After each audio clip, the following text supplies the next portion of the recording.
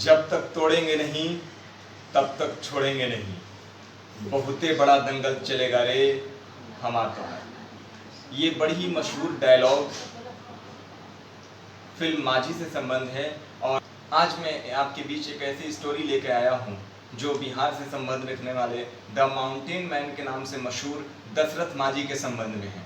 दशरथ माझी बिहार के गया जिले के वजीरगंज प्रखंड में गहलोर के रहने वाले थे और उनका जन्म 1930 या 1934 के दरमियान हुआ था।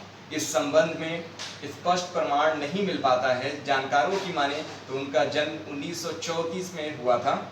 शुरुआती ज़िंदगी बड़ी ही मशरूफ रही, बहुत सारे कठिनाइयों से उनका सामना करना पड़ा और अपनी ज़िंदगी में उन्होंने बहुत सारे परेशानियां उठाई।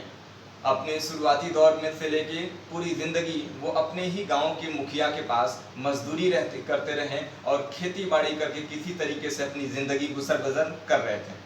युवा होने पे उनका विवाह फवनी देवी से हुआ और दशरथ माझी अपनी ज़िंदगी गुजारने के लिए अपने गांव के सरपंच मुखिया के यहाँ मजदूरी किया करते थे। इसके साथ में वो अपनी भरण पोषण के लिए जंगल से लकड़ियाँ भी उतारा करते थे। एक बार दशरथ माझी जंगल में लकड़ियाँ काट रहे थे, तभी उनकी पत्नी खाना लेके जाने के दरमियान उनके गांव के करीब के सकरे पहाड़ियों से होकर गुजरना होता है। उस दौरान उनका पैर फिसल जाता है और सर पे बड़ा मटका टूट जाता है और उनको कई जगह चोटें आती हैं। फवनी देवी के घुटनों और हाथों से खून बहने लगता है, लेकिन किसी तरीके से वो दोपहर का खाना अपने पति दशरथ माझी के पास लेकर जाती हैं। दशरथ माझी के पास जब पहुंचती हैं तो वो अपनी व्यथा, अपनी दुख, अपनी परेशानियों को उनके साथ साझा करती हैं। यह बात सुनकर दशरथ माझी बड़ा ही व्याकुल होते हैं, परेशान हो जाते हैं और वो मन ही मन ये दृढ़ संकल्प, ये यकीन कर लेते हैं, ये एतमाद करते हैं कि एक न एक दिन इस पहाड़ की सकरी घाटियों को काट कर मैं एक चौड़ा रास्ता तैयार करूँगा। बस क्या था, दशरथ माझी ने संकल्प लिया, अहद किया और मानो कि पूरा हो गया। दशरथ माझी की इस अनमोल प्यार की कहानी में जब वो दृढ़ संकल्प लेते हैं तो उस पहाड़ की सकरी घाटियों को चौड़ा करने का पक्का इरादा कर लेते हैं।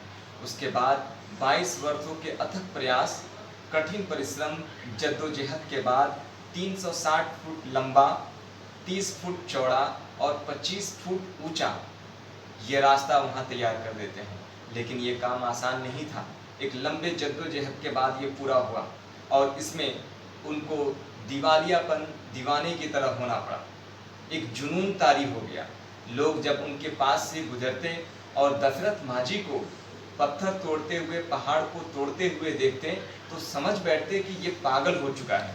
और राह से गुजरने वाले लोग कुछ सिक्के उनके पास डाल दिया करते थे। लेकिन दीवानगी इस कदर थी कि दशरथ माझी उन सिक्कों को इकट्ठा करते और उससे कोयला खरीद कर लाते थे। कोयला क्यों? कोयला इसलिए ताकि चट्टानों को गर्म कर सकें और उस पर छेनी और हथौड़ी से उसको टुकड़े टुकड़े कर सकें। वाह क्या बात है। तो ये दशरथ माझी ने इस तरीके से अपनी एक लंबा चौड़ा रास्ता तैयार किया, लेकिन उनकी पूरी जिंदगी संघर्ष से जूझी रही। बहुत सारे मुश्किलात ज़िंदगी में आए, लेकिन तमाम परेशानियों और दुखों को तार तार करते हुए वो आगे बढ़ते रहे और आखिरकार 18 अगस्त 2007 को अखिल भारतीय आयुर्विज्ञान संस्थान एम्स में उन्होंने अंतिम सांस ली और हमारे बीच से एक अनमोल हीरा, बिहार से, गया से संबंध रखने वाला दशरथ माझी इस दुनिया में नहीं रहे। उसके बाद भारतीय सरकार ने संज्ञान लिया और उनके अंतिम संस्कार को राजकीय सम्मान के साथ मनाया गया। लेकिन हम आज ऐसे महान पुरुषों के बीच जिंदगी बसर करते हैं और उनको भूल बैठे हैं। तो हमें चाहिए कि ऐसे महान पुरुष, ऐसे दृढ़ संकल्पी को याद करें और उनके जीवन संघर्षों पे, उनके पथ मार्ग पे चलने की कोशिश करें। अब बताते हैं इसकी दरअसल असल कहानी क्या है। 21 अगस्त 2015 को एक फिल्म रिलीज हुई जिसका नाम था माझी द माउंटेन मैन। ये फिल्म केतन मेहता के डायरेक्शन निर्देशन में बनी और इसमें अभिनय किया, किरदार अदा किया नवाजुद्दीन सिद्दीकी ने, और इसमें अभिनेत्री के तौर पे फगुनी देवी या फगुनिया के रोल में राधिका आप्टे ने रोल किया। यह फिल्म बहुत ही प्रसिद्ध, प्रचलित और लोकप्रिय हुई। फिल्म के किरदार को, उसके डायलॉग को, उसके बातों को, उसमें अपनाए गए चीज़ों को बहुत सराहा और प्यार किया गया। फिल्म के कई डायलॉग बहुत मशहूर हैं, जिनमें से मैंने एक डायलॉग आपके बीच रखा है।